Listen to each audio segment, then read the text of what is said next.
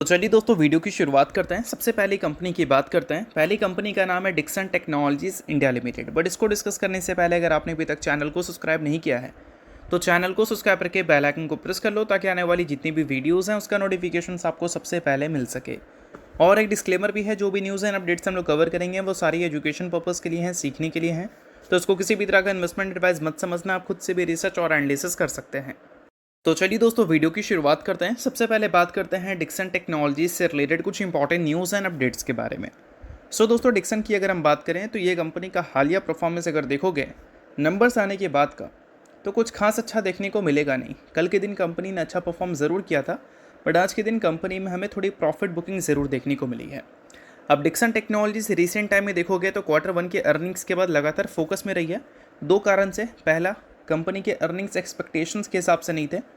Revenue profit की अगर बात करोगे आप, दोनों एक्सपेक्टेशंस के हिसाब से देखने को नहीं मिले थे। और एक पॉइंट है नोमोरा का, और उसने डैम यानी कि जो मेमोरी के प्राइसेस हैं उसको लेकर जो आउटलुक्स रखे हैं वो पॉजिटिव रखे हैं, यानी कि आगे चलकर मेमोरी के जो प्राइसेस हैं, रैम की जो प्राइसेस हैं वो हमें गिरता हुआ नज़र आ सकता है अकॉर्डिंग टू नोमोरा। और प्राइस अगर गिरेगा तो इंडिया का जो स्मार्टफोन वॉल्यूम्स हैं वो हमें इम्प्रूव होती हुई नज़र आ सकती है, और जो स्मार्टफोन मैन्युफैक्चरिंग कंपनीज़ हैं उनके लिए बेटर अपॉर्चुनिटीज़ रह सकती है जैसा उनको पहले मिला करता था। अब अगर हम Q1 की अर्निंग्स की दोस्तों बात करें तो इसमें जो इसने रेवेन्यू रिपोर्ट किया था वो हमें 21% से ग्रो करता हुआ नज़र आया था ईयर ऑन ईयर बेसिस पे। प्रॉफिट में ग्रोथ एक्स्ट्रा ऑर्डिनरी देखने को मिल गई थी। बट जब हम बात करते हैं अदर इनकम के बारे में तो 528 करोड़ का अदर इनकम का कंट्रीब्यूशन था इस बार के नेट प्रॉफिट में। वो नंबर को जब हटा दोगे आप तो प्रॉफिट 200 करोड़ का भी नहीं था, और एक्सपेक्टेशन 200 करोड़ की ऊपर की थी। तो इस वजह से प्रॉफिट मार्केट एक्सपेक्टेशंस के हिसाब से नहीं थी। और बात करते हैं इबिट्टा की, तो इबिट्टा हमें ईयर ऑन ईयर बेसिस पे 4.1% से गिरता हुआ नज़र आया था। इबिट्टा मार्जिन भी 3.8% से गिरकर 3% तक आता हुआ नज़र आया था, और इबिट्टा मार्जिन एक्सपेक्टेशन से स्लाइटली लो रहा था। रेवेन्यू एस्टिमेट से 7% ऊपर रहा था, और इबिट्टा की बात करें तो वह एक्सपेक्टेशन से थोड़ा सा नीचे रहा था। तो ये सारी चीज़ें कंपनी के Q1 में हमें देखने को मिलती हैं। और Q1 के अर्निंग्स के बाद अगर नोमोरा ने डैम को लेकर अगर पॉजिटिव आउटलुक दी है तो इससे डिक्सन टेक्नोलॉजीज डेफिनेटली खुश होगी, क्योंकि मेमोरी के प्राइसेस की वजह से इंडिया का जो एंट्री स्मार्टफोन प्राइस है 5G का वो काफ़ी ज़्यादा बढ़ गया है पहले के मुकाबले। बट बोला जा रहा है कि उसका कोई खास रिफ्लेक्ट नहीं पड़ा है वॉल्यूम्स ग्रोथ में। बट फिर भी अगर प्राइस अगर बढ़ेगा एंट्री लेवल का, तो जो ऊपर के लेवल के स्मार्टफोन्स हैं, बड़े बड़े स्मार्टफोन ब्रांड्स लाइक सैमसंग की बात कर लेते हैं, वीवो की बात कर लेते हैं, उनके प्राइसेस तो ऑटोमेटिक ऊपर जाएंगे, और इस वजह से प्राइस महंगे होंगे तो वॉल्यूम्स भी इम्पैक्ट होंगे। तो ये एक प्रॉब्लम था जिसका सॉल्यूशन तो नहीं बोल सकते हैं, बट हाँ इस प्रॉब्लम का जो टेंशन था मार्केट में वो पहले के मुकाबले थोड़ी कम होती हुई ज़रूर दिख रही है डैम के आउटलुक को देखकर। अब दोस्तों वीडियो में आगे बढ़ने से पहले बात कर लेते हैं सेबी रजिस्टर्ड टेलीग्राम चैनल के बारे में, जिसको आप ज्वाइन कर लो। लिंक इसका डिस्क्रिप्शन में दिख जाएगा। ज्वाइन करने का सबसे बड़ा बेनिफिट ये है कि जिस हिसाब से मार्केट में अप्स एंड डाउन दिख रहा है, ऐसे टाइम पे हर दूसरी कंपनी के एनालिसिस बहुत ज़्यादा इंपॉर्टेंट है। तो यहाँ पर आपको सभी कंपनी के टेक्निकल्स को एनालिसिस कर अपडेट होता हुआ देखने को मिल जाता है, जो कि हर किसी के लिए काफ़ी ज़्यादा यूज़फुल है। और इसके लिए आप चैनल को ज्वाइन कर फ्री में आप चेकआउट भी कर सकते हैं इन कंपनी के प्रॉपर टेक्निकल्स, जिससे आपको आइडिया लगेगा कि अभी इन कंपनी में क्या चल रहा है। तो without wasting any time link description में है, लिंक की तरफ जाकर चैनल को फ्री में ज्वाइन कर लो। ऐसे टाइम पर डिक्सन टेक्नोलॉजीज अगर वैल्यूएशन वाइज 5 साल के लोवेस्ट लेवल पे है तो कहीं ना कहीं डिक्सन के लिए ये बहुत अच्छी बात है, और इनके शेयर होल्डर के लिए भी बहुत अच्छी बात है कि अभी कंपनी वैल्यूएशन वाइज बहुत अट्रैक्टिव है। वीवो के साथ जो इनका जॉइंट वेंचर हमें देखने को मिला है, उस जॉइंट वेंचर का 30 से 40 हज़ार करोड़ का रेवेन्यू अपॉर्चुनिटीज़ डिक्सन के नंबर्स में देखने को मिल सकता है आने वाले सालों में।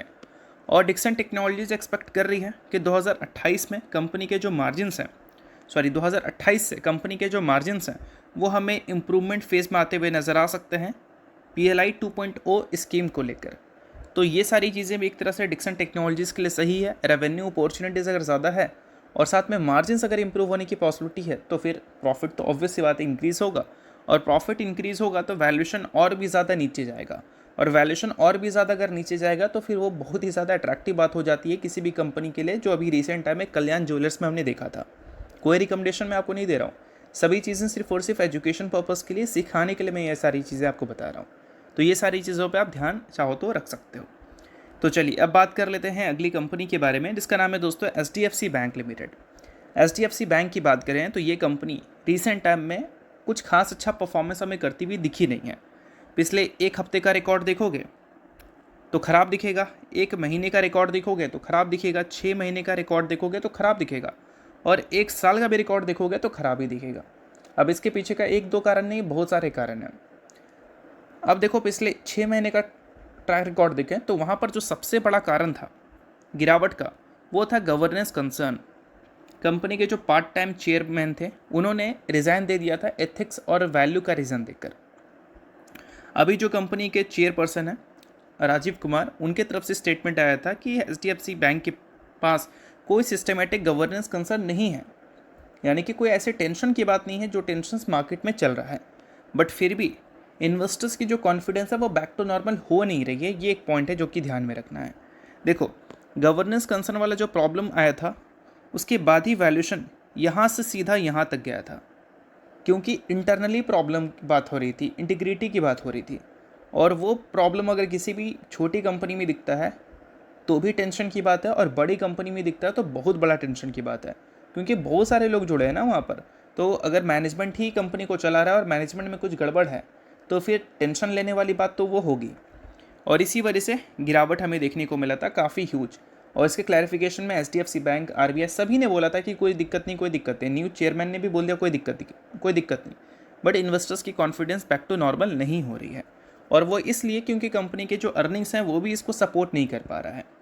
हाल ही में इस कंपनी ने जो अपने Q1 के अर्निंग्स को रिपोर्ट किया था वो अर्निंग्स एस्टिमेट को मिस करती हुई नजर आई थी। बहुत सारे ब्रोकरेज हाउस बुलिश थे कंपनी को लेकर वैल्यूएशंस के हिसाब से।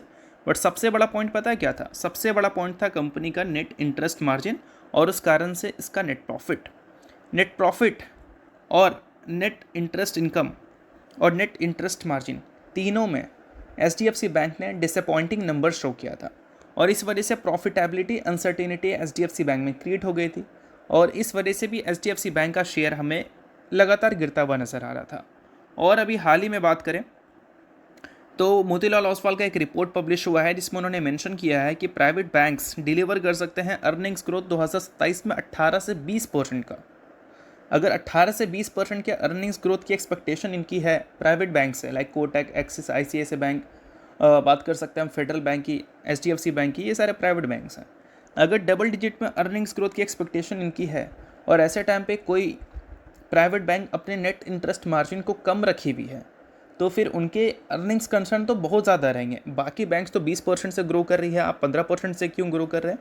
तो ऑब्वियस सी बात है वहाँ पर कॉन्फिडेंस लूज़ होगा। तो यही सारे कुछ पॉइंट्स हैं जो कि HDFC बैंक को रिसेंट टाइम में काफ़ी ज़्यादा तोड़ने में हेल्प की हैं। तो आई होप आपको चीज़ें तो समझ आ रही होंगी कि HDFC बैंक ऐसा परफॉर्म क्यों कर रही है, लगातार क्यों गिर रही है।